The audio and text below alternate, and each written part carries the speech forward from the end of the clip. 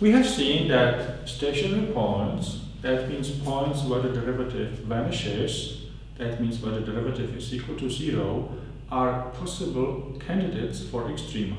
But it is not yet sure that an extremum in such a point does exist, does occur.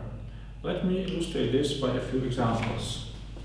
Consider first the function x squared. Once again, this is my favorite function, you know.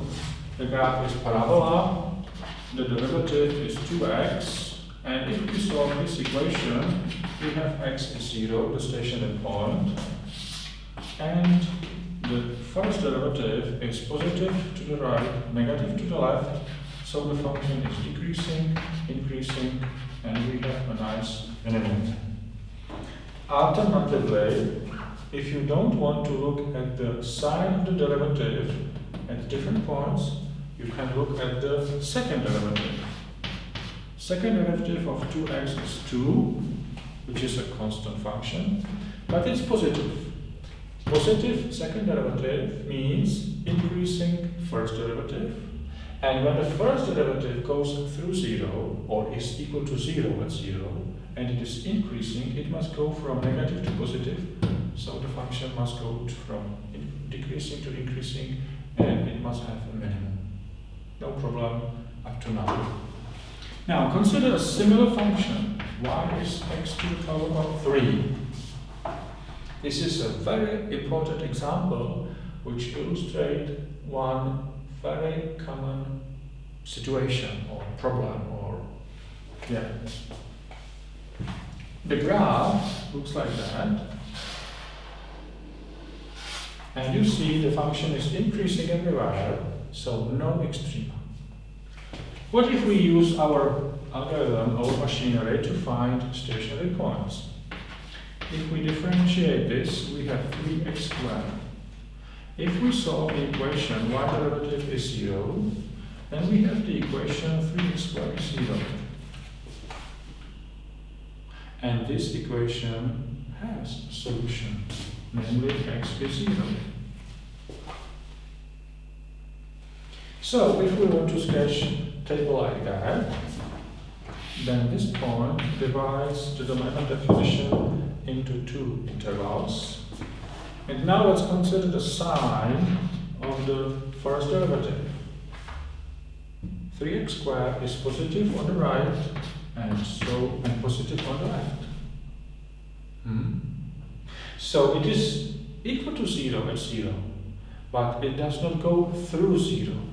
It was positive, then it touches 0 and then goes back to positive values again. If we sketch the graph of the first derivative, 3x squared, it looks like that. So this is y and this is y derivative.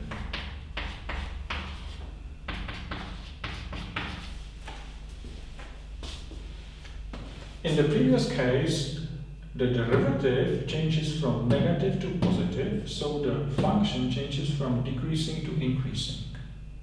But this time, no change of sign, so the function is increasing on the left, increasing on the right, and no extremum, no minimum, no maximum.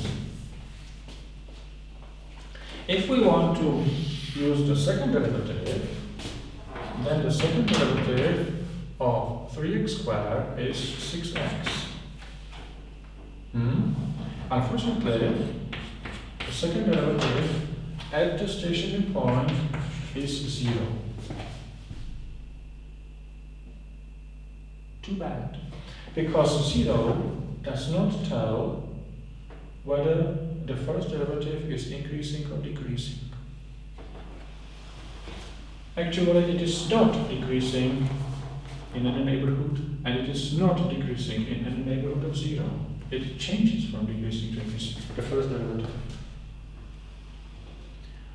Well, and perhaps we could go on from x to 2, x to 3, what about x to the power of 4?